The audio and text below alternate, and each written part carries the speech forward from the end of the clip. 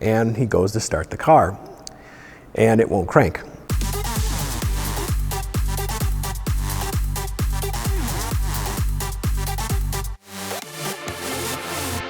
I do an event called the Ultimate Road Rally. Back when I was with AMS, we were a sponsor of the event.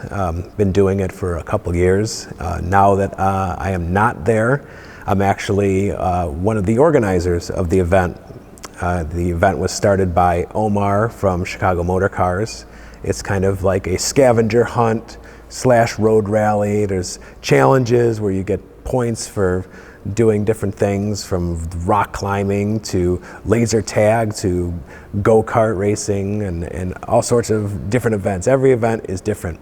And part of this summer of events that he does a track day, track rental of a road course, in this case, Autobahn Country Club in Joliet. So we had about 30 cars registered, and one of them was our friend Rick, and he had just traded in a Lamborghini Gallardo for a Ford GT 350 Mustang to go to this event. And it's all fine and good. Normally there's exotic cars, but this is a pretty racy Mustang, and it's gonna be fun. So we got a call probably a day before the event. And this customer and friend of ours also owns a acid green Porsche 918 that was owned by Salamandrin, and a Ferrari F40 that was owned by Indy driver Graham Rahal. So he called to ask us if he could change his entry from the GT 350 to the Ferrari F40. And he asked us if that would be okay. Well, it didn't really take much time to think for Omar, because clearly having a Ferrari F40 at his track day would be a good thing. So we said, sure, bring the F40, not a problem. So the next day, he showed up with his Ferrari F40 at the Autobahn Country Club in Joliet. And everybody was taking pictures of it. My Instagram and Facebook feed was just filled with this car that is just such an iconic car. The car that anyone around my age probably had it on their wall as a kid. I mean, it is a Ferrari that's a factory race car, and just something was totally out of this world back then. So it's just one of those cars that everybody can relate to. So he took it out for a couple track sessions, taking it easy. The tires were 7 years old, and it's just a car that you really don't want to push around a road course because just of the value of the car. So it was coming up to one of the last sessions, and the event was running pretty smoothly. I had some time to relax, so I just happened to ask him. I said, hey, do you think I could go out on track with you? This car is just so iconic to me. And he said, well, yeah. He's like, I'm not taking anybody else. Come on with.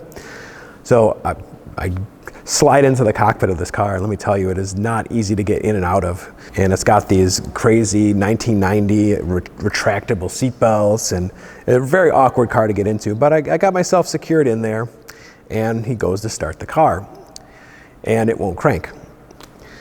So I'm sitting in my childhood dream car, about to go on track, and now the car won't start. So he's pressing the button, it's just not starting. He said, sometimes it's a little flaky, and he's pressing it, nothing's happening.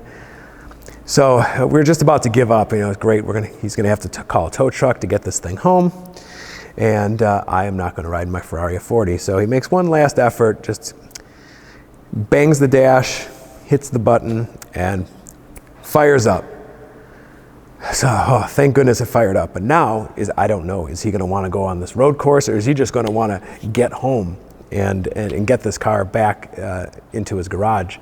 Well, so he said, he's like, do you want to go out? I'm like, absolutely. So we head out on the pit road, head out on track. We're going around the track, and the car is surprisingly nimble and fast. The turbos are a little laggy. It's 1980s turbo technology, so it's a little laggy. It comes on kind of like a ton of bricks. But overall, the car was very solid, very fast, faster than I expected, because obviously they got cars that make way more power than that these days.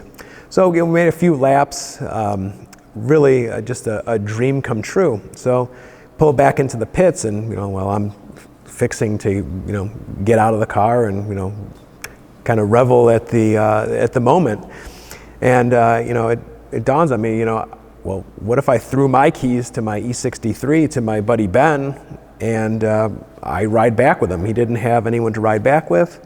So he said, yeah, sure, I love the company. So not only did I get to go out on track in the F40, we proceeded to leave the facilities and make the 50-mile drive home on the expressway. And it was just really a dream come true. And it was interesting to drive in such an exotic and expensive car, and just the way people reacted. And it seemed that either people would know what it was and kind of like lose their minds and be hanging out of the car taking pictures, or really they didn't pay it much mind. But we had a nice spirited drive home, and it was a lot of fun. And that was my experience out on track and out in the street with a Ferrari F40.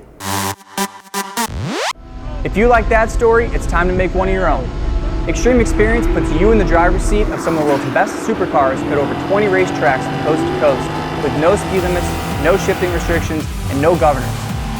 Head to the link to choose your supercar, find a racetrack near you, and start making a story of your own. Extreme Experience. It's your turn.